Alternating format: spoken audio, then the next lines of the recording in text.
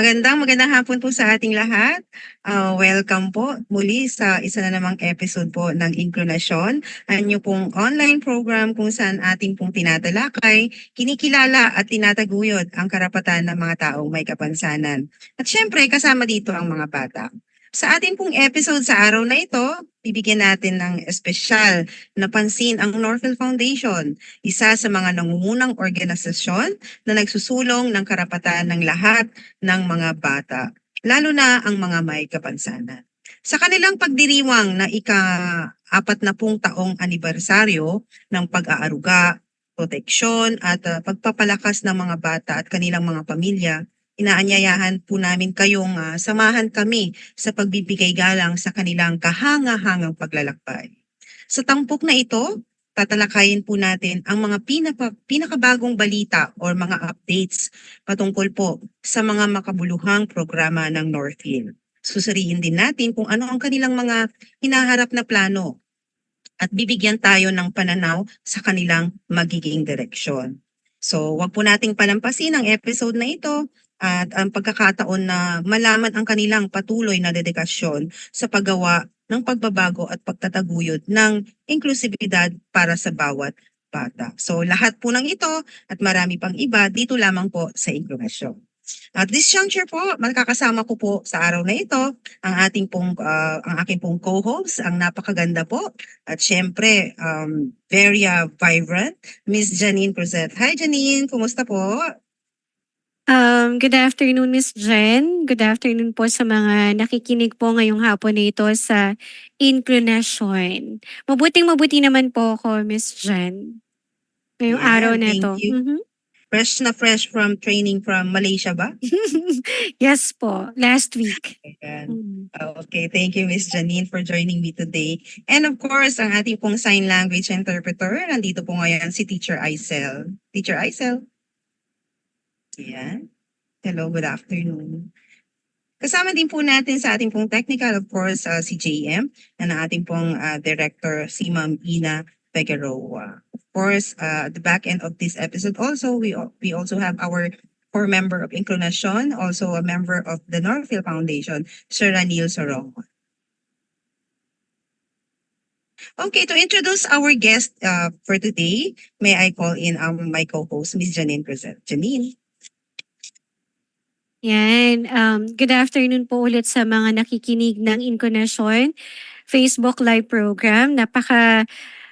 Mahalaga po ang araw na ito at yung tao po na ating pong panauhin sa araw na ito ay sa pong kagalakan ipakilala po ngayon sa hapon na ito yung Deputy Director po ng Northfield Foundation.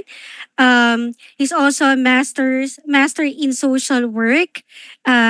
He got his master's degree in University of the Philippines, graduated social work in Philippine Christian University year 1993. Kakabara mo pala to, Miss Jen, isa siyang registered social worker and career executive service officer 3. He started his journey in the social welfare and development for the past 30 years, and he's also the regional director of the Department of Social Welfare and Development, National Capital Region. So hindi ko na po pahahabain ng pagpapakilala po natin sa ating pong panauhin sa hapon nito from Northfield Foundation Deputy Director Vincent Andrew T. Lyson. Good afternoon, sir. Good afternoon. Thank Good you, afternoon Janine. po, Sir Vincent. Thank you, Renzen. Good afternoon Yeah. din sa mga nakikinig. Thank you for joining us and for sharing your 40 years anniversary ng Northfield. We're very excited po, sir, to know the journey of Northfield through you po. At least So, hindi ko siya bago po kaedad. natin isa lang sa question and answer, isa lang talaga, no? Bago po natin kapanayamin ang ating pong panauhin sa araw na ito, panoorin po muna natin ang isang advocacy video mula po sa Northfield Foundation. Norville Foundation is a national, non-stock, non-profit, non-governmental organization registered with the Securities and Exchange Commission and licensed and accredited by the Department of Social Welfare and Development since 1984. Our mission is to ensure that children enjoy their rights through family-focused and community-based programs.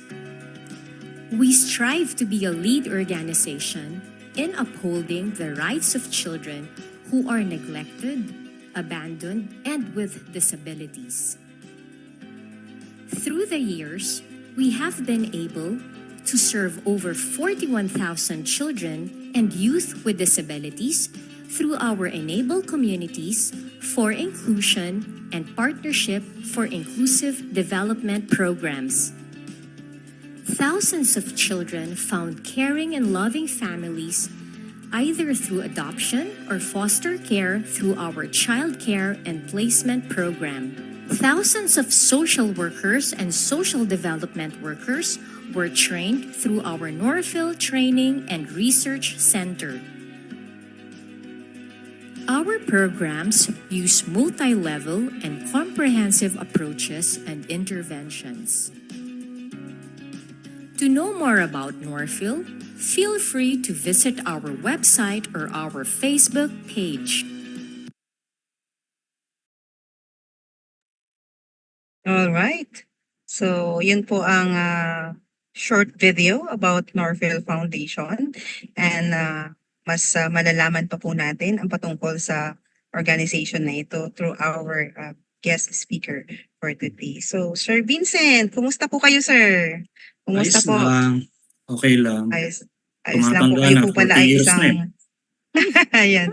Again, thank you so much po na pinaunlakan niyo po ang aming pong paanyaya sa inyo po as representative of the Norville Foundation. We would like also to thank you, sir, sa inyo pong support sa Inclunasyon since day one po. Ay nandito po ang Norville Foundation, kasama po namin at 4 na taon na rin po ang Inclunasyon at till day one, since day one po until now ay buong buo po yung suporta ninyo sa amin po, sa ating pong programa na ito. So, Sir Vincent, 40 years na po ang Norville Foundation. So, pwede niyo po bang ibahagi sa amin yung kwento po, no, yung journey po ng Norville, kung paano po natin naabot yung 40 years? Paari po ba natin ibahagi ito sa ating po mga taga-subaybay? Thank you, Jen. Norville actually started in 70s pa eh. But that was the start of a parang vocation ng mag-asawa na si Beret at si Abby Gronfold. These are Norwegians. Basically, nagtatrabaho yung asawa dito as an engineer. And then the wife was looking in the communities.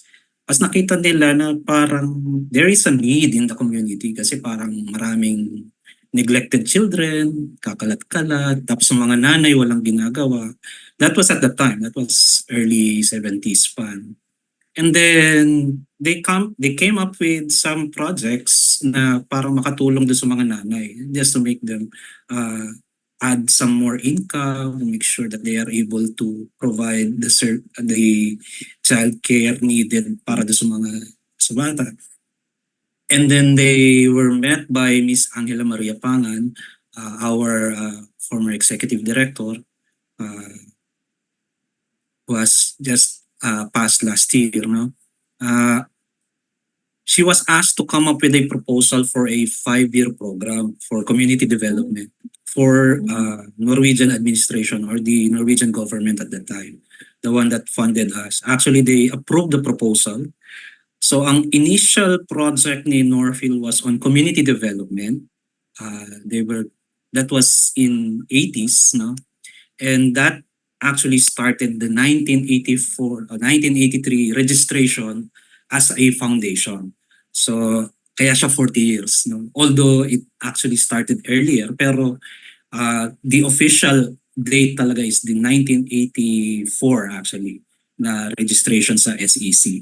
And then from there, majority of the programs over the first decade was focusing on children talaga.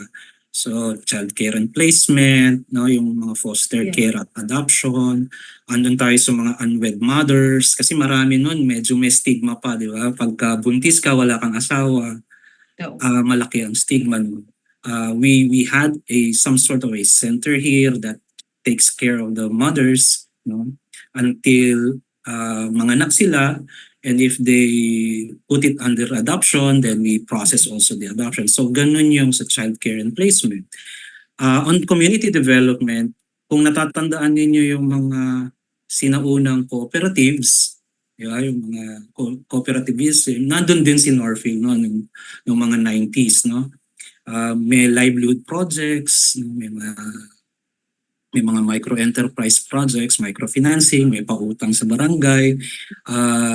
And then we also have been working on rehabilitation efforts for children with disabilities. Actually, sa Bulacan to, mostly nakakoncentrate, no? And Cebu. So yun yung major natin, coverage of the first and second decades of Norfield. The third decade is majority of the community development projects medyo nag-ease out na kasi yung funder natin lumipat na rin ng ibang country. So ang na-retain from the third decade up to this decade, no, up to now is the child care and placement. May foster care pa rin tayo, meron pa rin tayong adoption programs. And then ang lumawig sa atin, ang lumaki ng gusto is the community-based rehabilitation program. Ito yung tinatawag nating Enabling Communities for Inclusion. And then, ito yung funded ng CBM sa ngayon. And we have been working with them for quite a while. Tapos, sa other side, which is Partnership for Inclusive Development, which is working also with children and youth with disabilities. So, kumbaga, ito naman is strategic partnership with local organizations and as a strategic partner din ng Liliani Foundation. Liliani. So ganun yung trabaho ng Norfield from then up until now. So yun yung medyo brief. Medyo brief, no, for the 40 years. Oh my God. Actually, sir, I just wonder kung yung vision and mission ba ng Norfield since the day na na-register siya, since then ba hindi na nabago, sir? Talagang Ang alam ko na it changed over the years kasi may community development aspect naman eh. So sa ngayon kasi, ang focus na niya is as a lead organization in upholding the rights of the child. Di ba? So nandun na siya. Sa child lang siya nakafocus. Noon kasi may community development, may livelihood, so may mga holistic approaches, no, as a family, as a community. So ganun yung approach noon. Sa ngayon, it's all about the child, making sure that the child enjoys her rights or his rights, and then it's through the family focus and community-based approaches. Kasi kinuha pa rin natin lahat ng mga strategies or yung mga best practices natin from 40 years up until now, which is on community organizing, community development. So, in-apply din lang natin siya dun sa current mga programs na natin ngayon. Saka nabanggit niyo din kanina, sir, na kumbaga mayroon kayong mga partners na parang organizations din na sumuporta sa Norfield. So, I just wonder if it's okay to elaborate more on what your partnership with them, how they fund the organization, yun po, and how were you able to sustain po siguro yung inyong pong partnership? Yeah, currently we're working hand in hand with the Liliani Funds.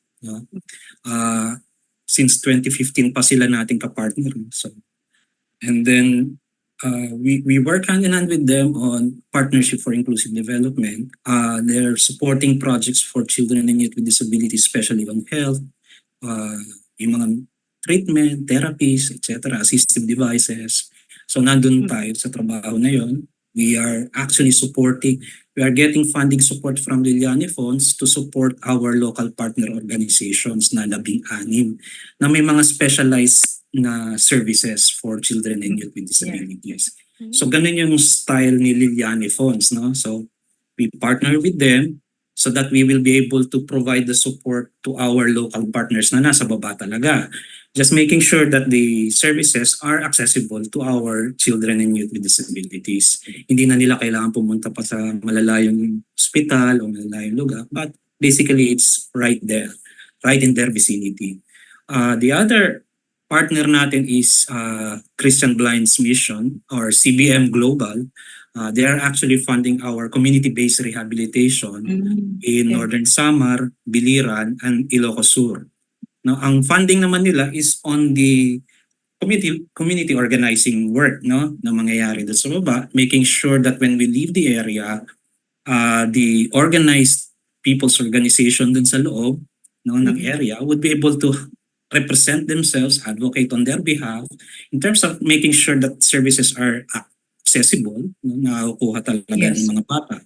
So yun yung ano natin, yun yung funding support natin from CBN.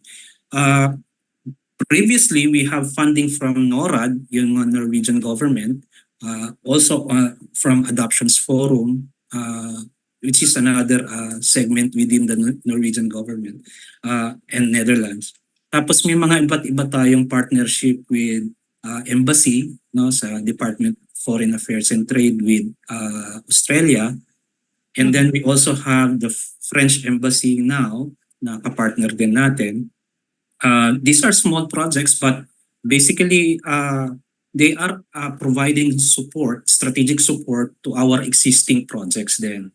So, halimbawa si Department of Foreign Affairs and Trade ng Australian Embassy, ang tinulungan niya tayo kumbaga makatulong tayo pa ng gusto sa inclusive education law implementation across the different schools within the area of our projects. So binigyan natin sila ng mga require natin sila mag-submit ng proposal on accessible restrooms, no?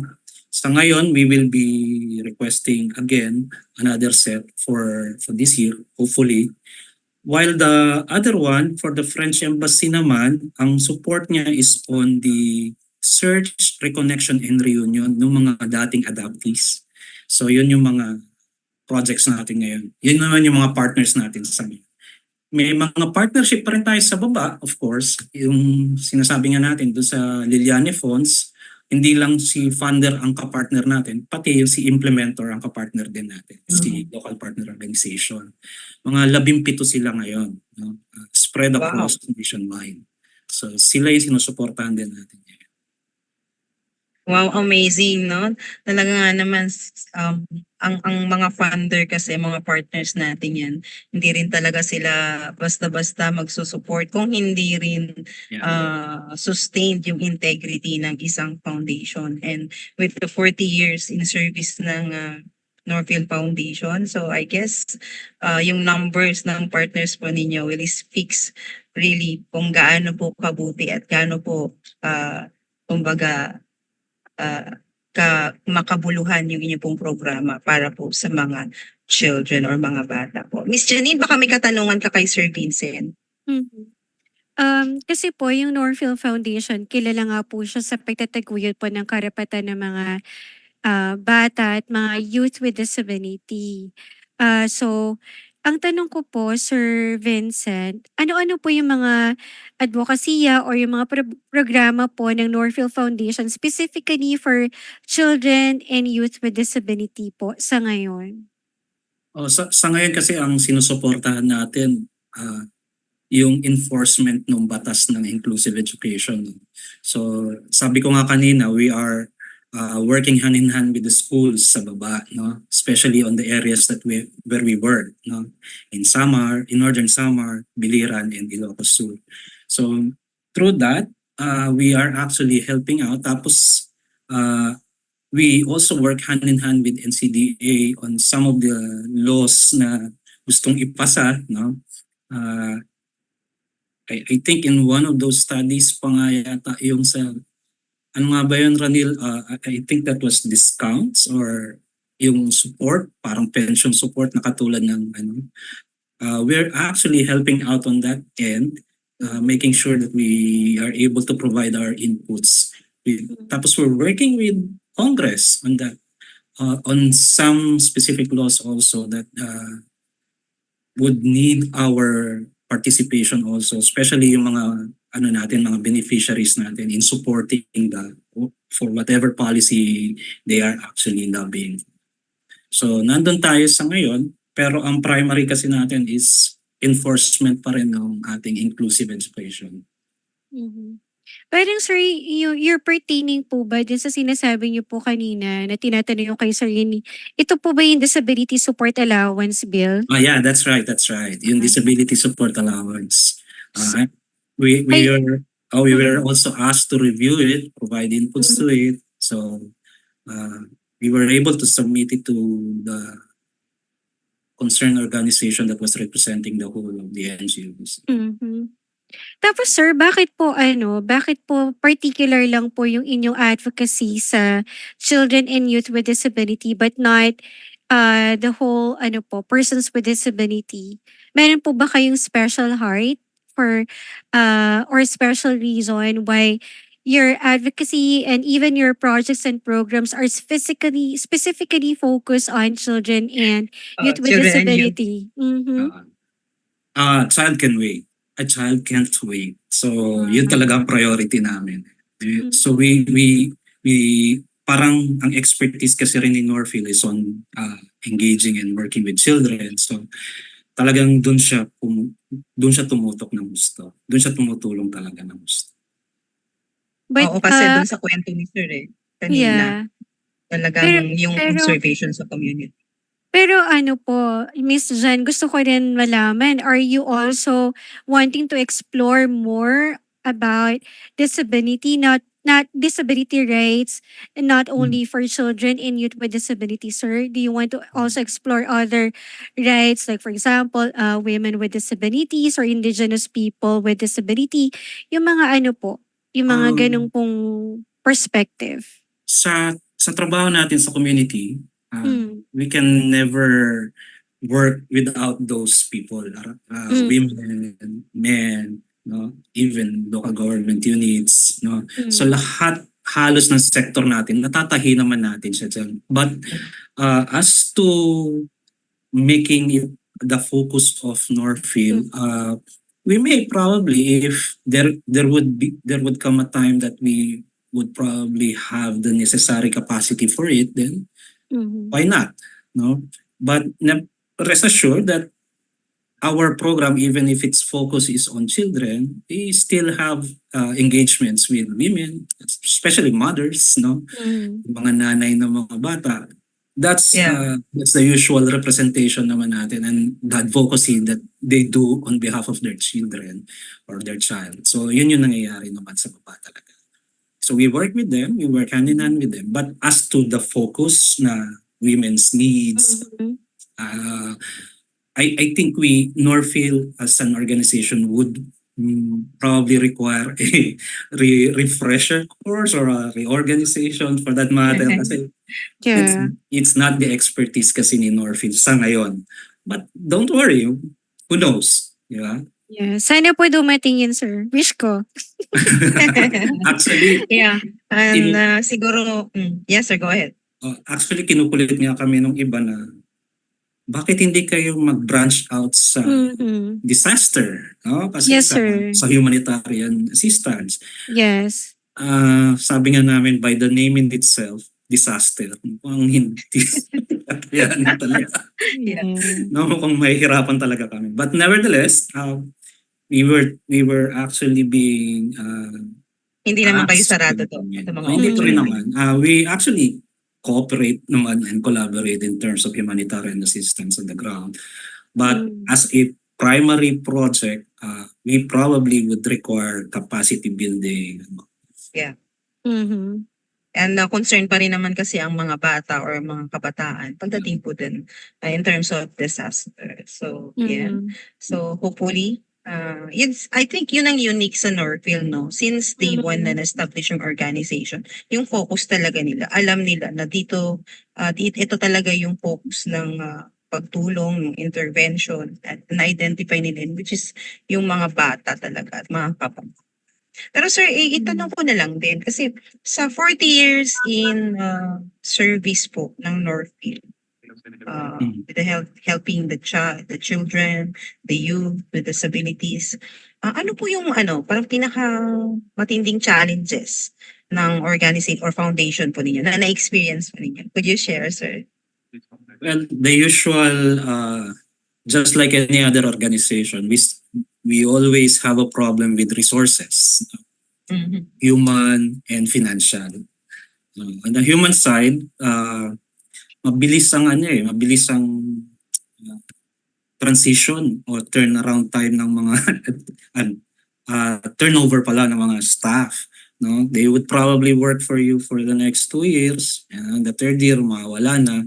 So yung problema dyan, yung institutional memory ba, nawawala in terms of the programs and services that and the systems that we deliver. So medyo nasisira, nagkakaroon ng doon, delays, no, in the implementation of the projects. On the financial side, sabi nga, thematic kasi ang mga funders natin. So minsan, iba na yung theme na gusto nilang pasukin. Which is actually normally beyond, or sabi nga, it's not our capacity. So nawawala si programa ng Northfield, namamatay, no? Just because of the funding.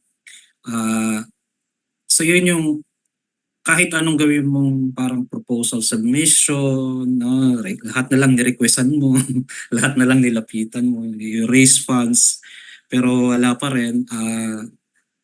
Yun, kailangan magtingin kasi kami uli dun sa plano ng Northfield, dun sa strategies na ginagawa niya.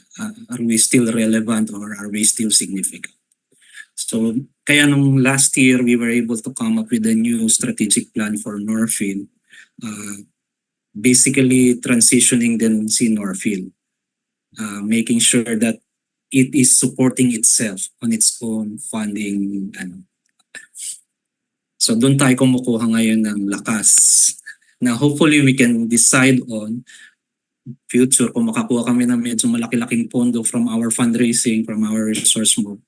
We can probably go what Janine was saying earlier, baka sa women with disability, no? Baka doon tayo focus. Or do we go to poverty reduction? Or do we go to childcare na Opo. abuse? Ibang segment naman ng child sa sector ng children.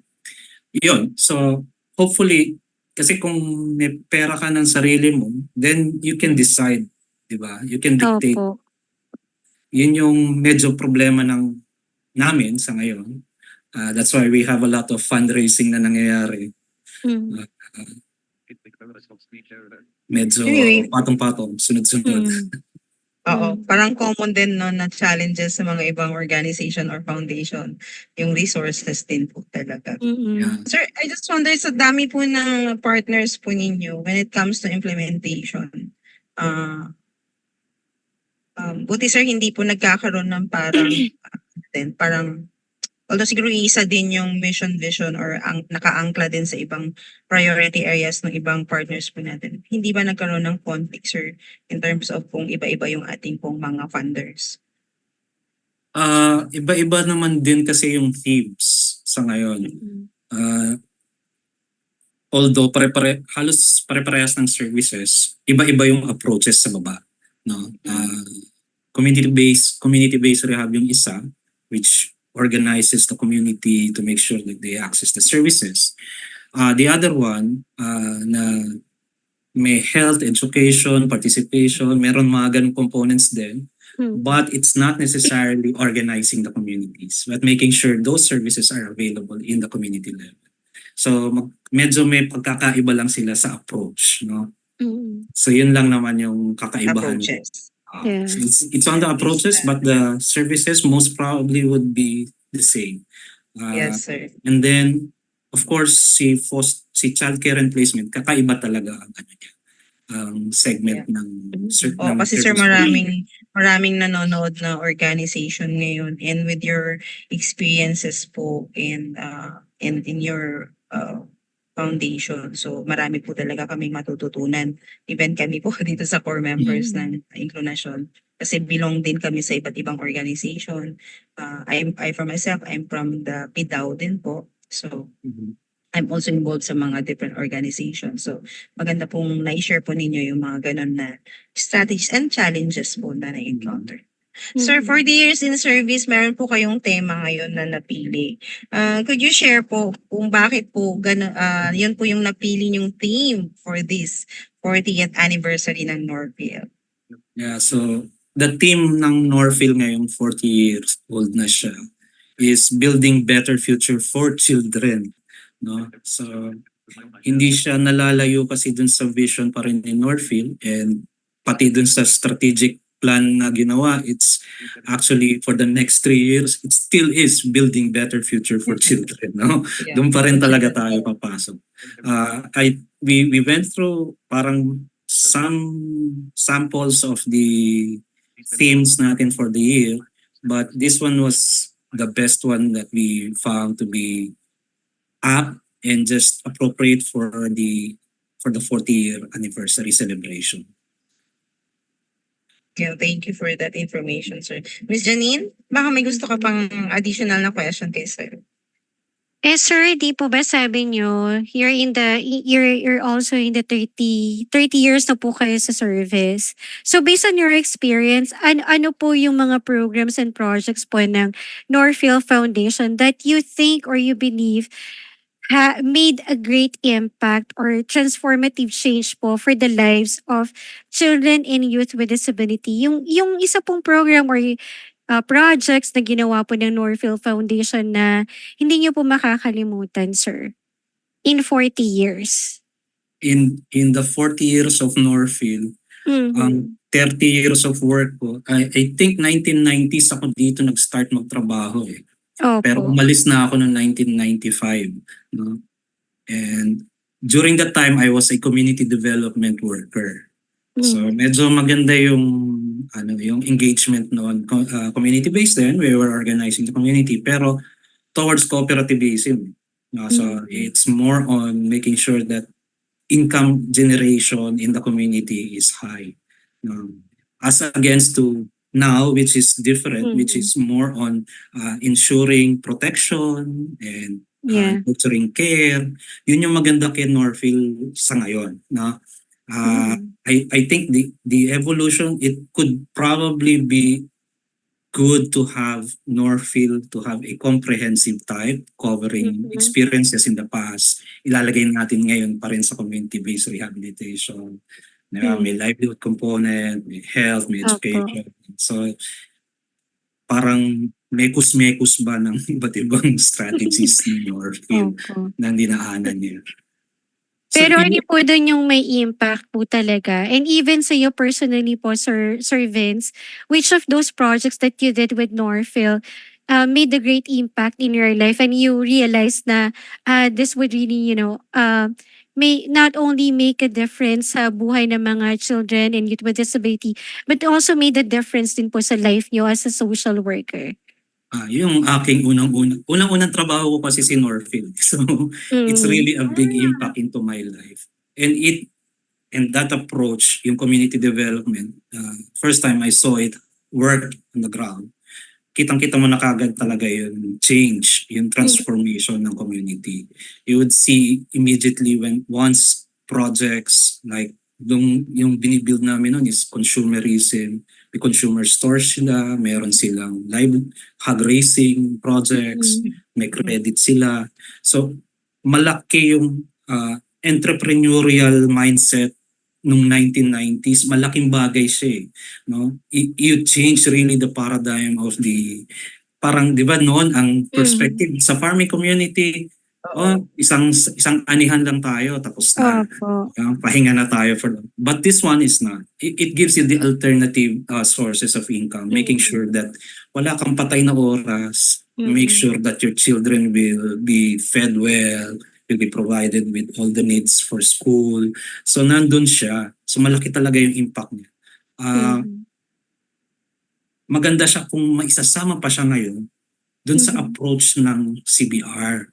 Yan. Ang Okay. problema lang kasi sa ngayon, I think nawala si livelihood sa CBR over the years.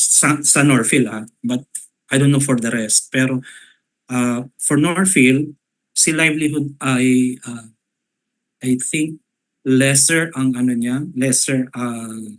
prioritization niya in terms of provision sa mga strategies. Nakafocus talaga siya sa health, education, participation, and empowerment. So doon talaga siya sa Mhm. although alam natin na part si livelihood, di ba, sa Mhm. sa whole component ni CBR. Siya yung medyo least priority across the different strategies under CBR. It Mhm. would be a very big impact kung sakali. Mhm. So you were saying, Sir Vince, na yung ibang projects and programs po ng Northfield the past 40 years, yung iba po doon, hindi siya sustainable.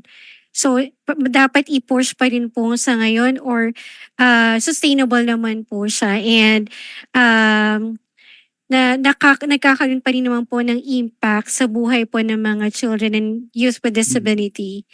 Kasi sabi niyo po sabi niyo po last yung livelihood program. So do you think Northfield Foundation in this days for in the future should all sustain those projects na leaning to livelihood programs or you want to do something else po? Diba let us remember that community-based rehab is ensuring that the local government will take on the programs and services, ensuring accessibility to these programs, livelihood, health Opo. education.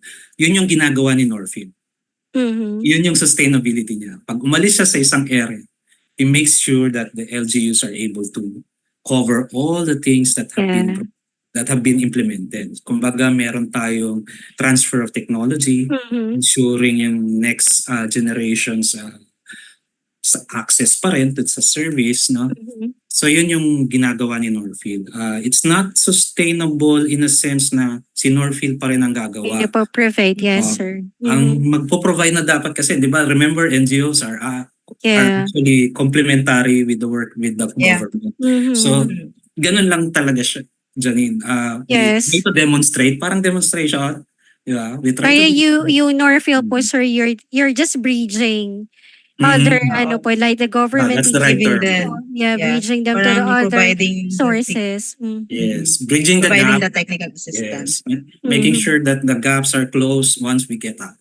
Yeah. So yun lang yung natin.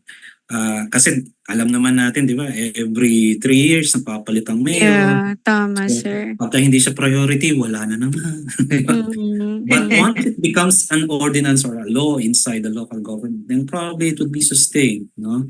Probably Yes. once it's within the budget of the local government, there is a track record of that program, then it would be implemented by the local government.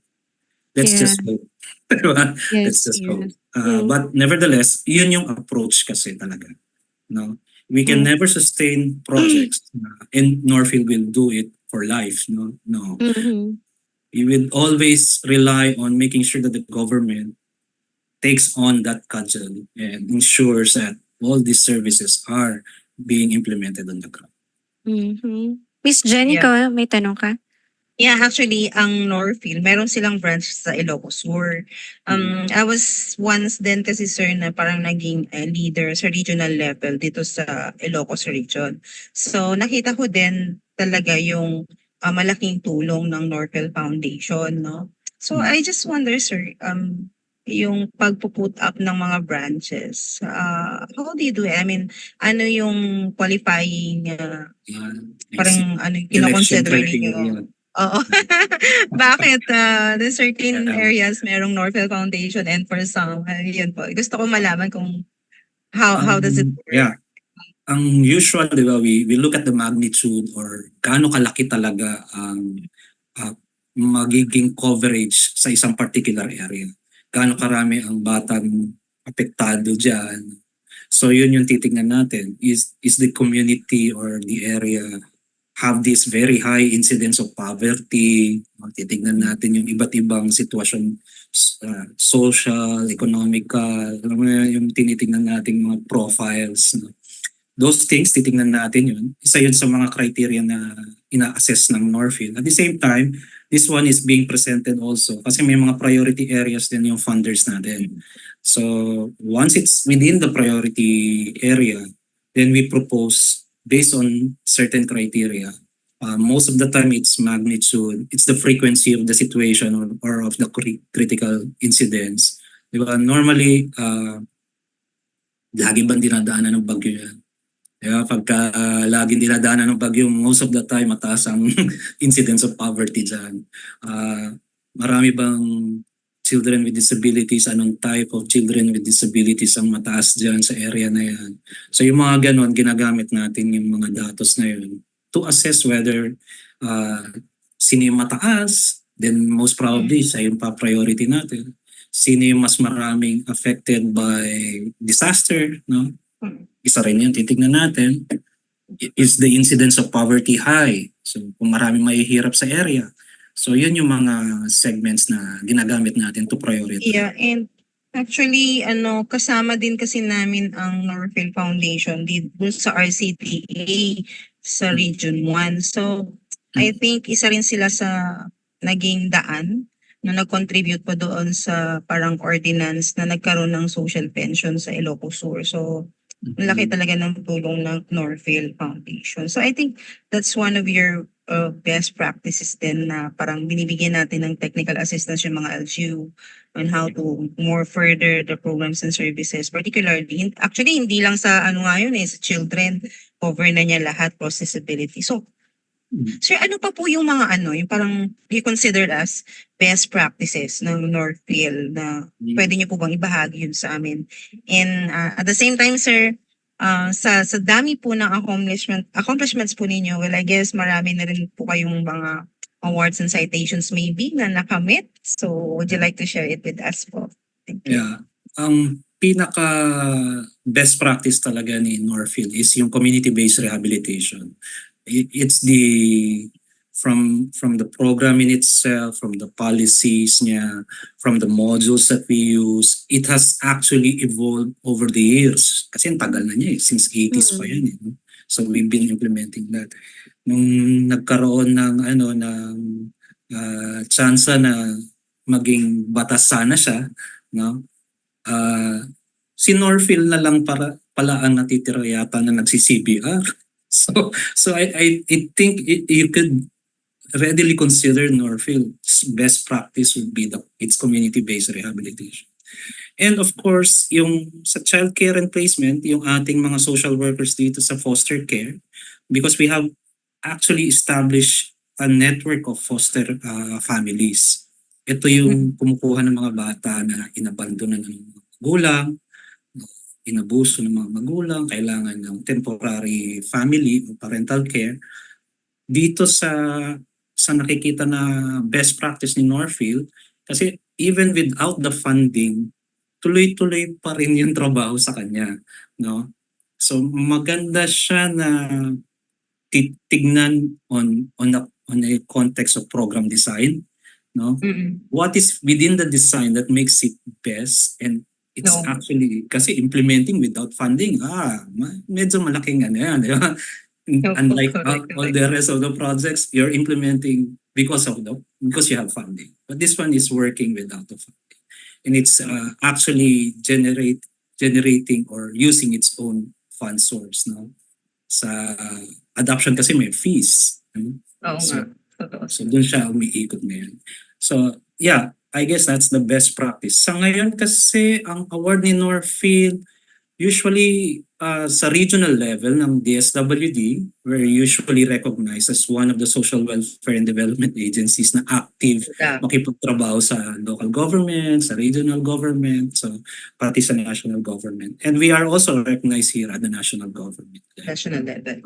Yes. Ang pinaka most recent lang siguro yung sa aming executive director, yung recognition sa kanya ng Professional Regulatory Commission as the outstanding professional social worker for the year. Wow. So, yun yung medyo kakaiba talaga yun sa Inspiring. Oo. Kasi parang it would take you 70 years or it would take you Kaya how nga, many sir. years, di ba? Para to gain that recognition. So, yun yung hindi lang si Norfield as an organization but individually our people are also recognized in the field of social work. Wow, as in wow na wow 'no? Hindi lang ang nare-recognize yung organization mismo or yung foundation po ninyo, bagkus yung inyo pong mga nagiging kasama diyan 'no, yung mga leaders po ninyo diyan sa foundation. So ibig sabihin talaga excellent people are behind the success of Norfield Foundation as well. And of course sa tulong na rin po ng ating pong mga partners. Sir, with all your sharings and yung tema nyo, yung tema na nabanggit nyo kanina, it's all about for the future. So, with all the strategies, best practices of Norfield Foundation, so ano pa yung, meron pa ba? Ano pa po yung plano ng Norfield Foundation? Ano po yung direction nito sa susunod pa na mga buwan o mga taon? Yes, in the strategic plan in our field, we're looking at aside from continuing what we are doing good right now, di ba? Just like any other saying, pagka wala namang sira, bakit mo pababaguhin? So, we will be continuing what we're doing right now. And we are actually, hopefully, transitioning the other program namin with Liliani Funds, which is the partnership with for inclusive development, into a CBR approach. Because we find CBR to be a very good strategy for us, a best practice for Norfield, and it's a very good model that we can use in the community. So hopefully in 2 years' time, we'll be transitioning that program, that funding into a CBR. So medyo hindi lang si CBM funding si CBR. Most probably lalabas na tayo dun sa 3 areas na covered. Yung 3 provinces natin na Northern Samar, Biliran, and Ilocos Sur. Baka mag-expand tayo somewhere in other areas that may probably have high incidences or magnitude of children and youth with disabilities na may hirap. No, that's why one of our projects, si Ranil nga ang naglili dito, yung hub, yung Grand Down Syndrome hub namin. It's a work in progress with the hospital in Bicol region. Kung saan itatayo ang isang rehabilitation hub for Down syndrome. No? Down syndrome. Kasi doon din natin nakita sa Bicol na medyo mataas yung cases ng may mga Down syndrome. So in the future, if kung matayo yung hub, most probably we would also be implementing the CBR of LF in that particular area para meron siyang comprehensiveness ang approach. Hindi lang may community base, meron ka pang hospital hospital base, di ba? So meron kang ganong klaseng approach dun sa hopefully sa Bicol. So yun yung tinitingnan natin in the next few years. At Medyo isa pa pala, ano kami. Okay. Sige po, gawin. isa pa pala, yung ginagawa naman natin dun sa mobile app, yung telerehabilitation app namin, yung Activo app, it's more of a program or a system, parang FB, that you can do assessment of pagka may nakita kayo for early identification and early intervention, may makita kayong bata na with disability, no? You can actually use the app to assess no, what type of or what functioning yung bata and then refer it to proper medical attention. It could be the doctors, no? It could be rehab therapies, no? So yun yung kagandahan ng app na yun. And that's one of the things also that we would like to have by the time that we transition to CBR para mas mabilis yung transactions ng family to service. Wow, sir. Pero sir, curious lang po ako, no? Kasi I think for me, sir, it's a big dream to really, fulfill. I know it can happen. You can make it happen, but how are you really going to engage local government units to make this directions and your dreams as a Northfield Foundation be achieved and be realistic? What are the strategies that Northfield Foundation plan to do to engage LGUs? Kasi ako po naniniwala po ako na Northfield Foundation can only do so much. And I think your partners also can also do so much to make this dream fulfilled. So ano po yung mga strategy na naiisip niyo po uh, 40 years from now or 5 years from now to make LGU naman po mag-participate sa mga projects and programs po ng Northfield Foundation? Yeah, aside from the usual pangungulit lagi, di ba? Mhm. Bagan, message, the Mhm. usual thing, oy, sama naman kayo dito sa activity namin. Uh, the one thing that we saw in the 40-year implementation is still Mm. on capacity building, making sure that they are part of the team, making sure that they are well informed, making sure that Mhm. they are skilled also in implementing this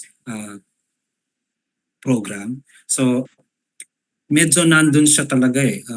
The continuous cycle of learning, Mhm. reflection. So dun talaga siya papasok eh. When we act on things, di ba? When LGU is involved in from the start of the program, from the design, di ba? From capacity building and in during implementation, as long as you have involved them in those things, engage them well in those things, Mhm. then hopefully at the end they will be implementing it on their own. No, so Mhm. involvement, capacity building, uh, non-stop chismisan. Mhm. No, it's usually the engagement that makes it happen. Uh, and of course, if there is a funding that they can use for their programs, why not? We could share the resource if Mhm. there is. And that's a good, that if you do this comprehensively, then hopefully Northfield will be able to really ensure the participation of the local government unit. Mhm. Mahirap, but Yes, sir. dapat may gumawa. So Northfield is Mhm. at the ground. In 40 years, sir, ano po kaya yung virtue ng Northfield Foundation that makes Northfield Foundation different from other organization, sir? Sa iyo pong personal na perspektibo, ano po kaya yung Sasagutin ko sana ng nurture, protect, empowerment. yun ay, yun po pala. yung tagline namin sa Mhm. aming logo. So I think Northfield is the one that is able to combine the nurturing care, the protection Mm. aspect, the policy development, the program design, program implementation, and management, all in one particular program. Mhm. I don't know. I haven't seen one that has been able to implement as comprehensive as what Northfield has been able to implement in terms of CBR, in terms of Mm. community-based rehabilitation. So I would probably look at it as one of the biggest virtue Mm. no, ng Northfield. Mhm. It's I believe, nurture. sir. I Yeah. believe. Kasi hindi naman po tatagal ang Northfield Foundation ng 40 years kung wala po yung mga virtues na yun na nurture, protect. Ano po yung isa, sir? Nurture Empowerment. and Empowerment. empowerment. Yeah. Miss Jen. Yeah. Yeah, thank you so much, no, Sir Vince. As nakikinig ako, kaming lahat, alam ko po na ang dami talagang naming takeaways, no, with Mhm.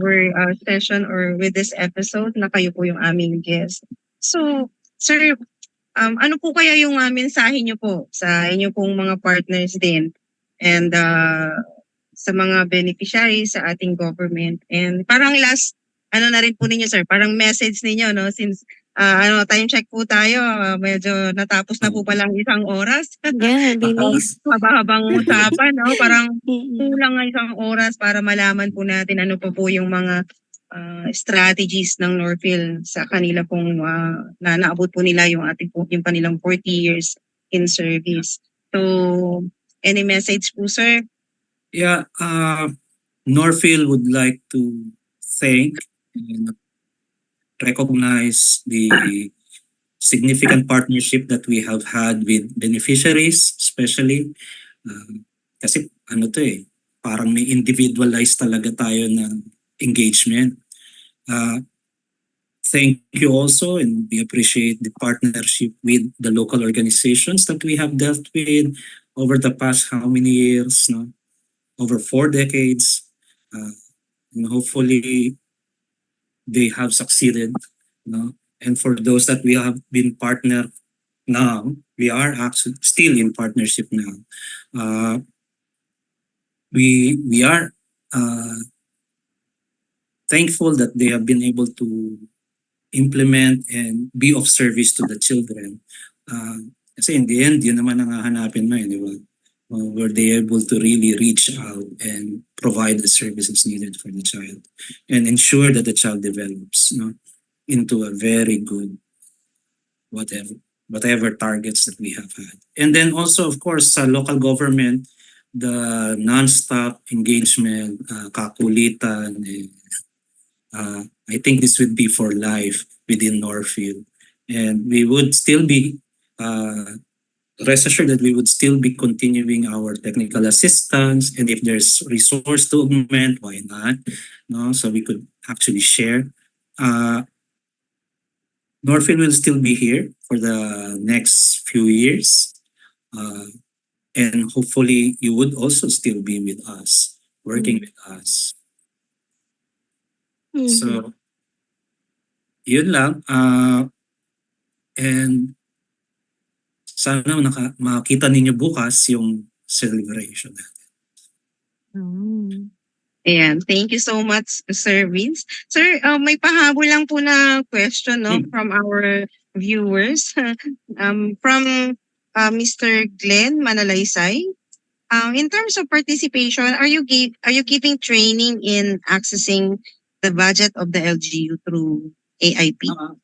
Yes, I think that forms part of the engagement din natin with the local partner organizations sa baba and with the organization of parents.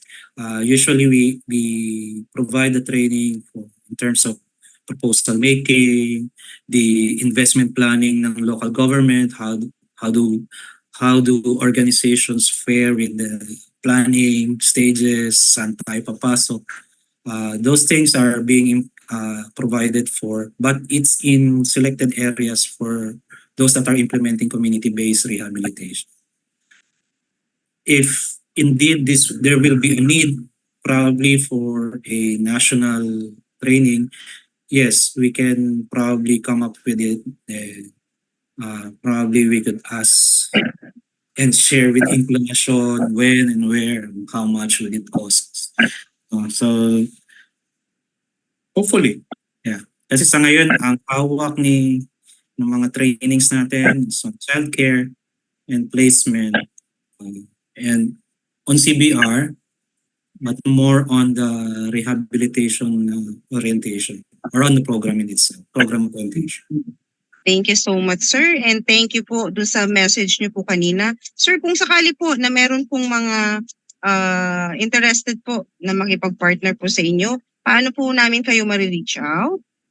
Would you like to share it po? Sa ating Norphil website, you could find us there. It's www.norphil.org.ph. .org lang pala. Okay. Thank you so much, sir, again sa opportunity na kami po ay napaunlakan ninyo na maging guest po namin sa araw na ito, celebrating with you with your 40 years anniversary sa Norphil Foundation. Last message niyo po, sir, before po tayo mag-end.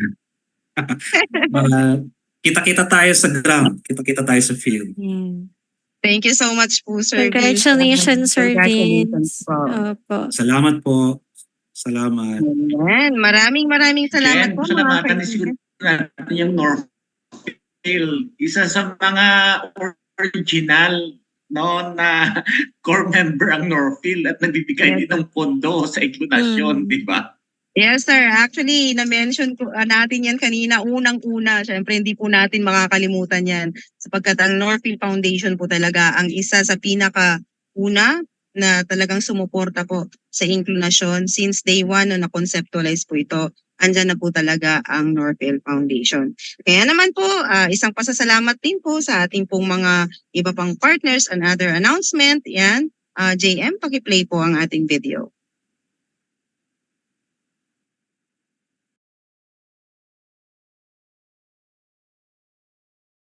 Hone your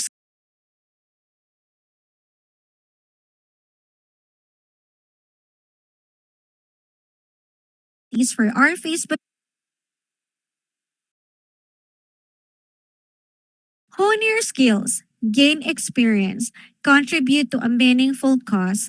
Incarnation is accepting interns and OJTs for our Facebook Live program dedicated to promoting the rights of persons with disability. Apply now and let's make a positive impact together. Send your application to incarnation@gmail.com.